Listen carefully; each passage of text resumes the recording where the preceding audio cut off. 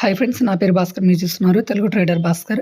అయితే నిన్న మనకి రిలయన్స్ స్టాక్‌లో వైబ్రెట్ గుజరాత్ గ్లోబల్ సమ్మిట్‌లో అంబానీ కీలక వ్యాఖ్యలు చేశారు కదా! గుజరాత్ జూమ్ నగరంలో Dhirubhai Ambani green energy giga complex ఏర్పాటు చేస్తున్నట్లు ఆయనైతే ప్రకటించిండు ఫ్రెండ్స్. దానితో ఈ షేర్ వచ్చేసి 2721 దగ్గర అయితే రన్ అవుతుంది. దీని మార్కెట్ క్యాపిటల్ వచ్చేసి 18.10 లక్షల కోట్లుగా ఉంది. సో దీనిలో ఇప్పుడైతే కంపల్సరీ అయితే బయింగ్ అయితే చేసుకోవచ్చు.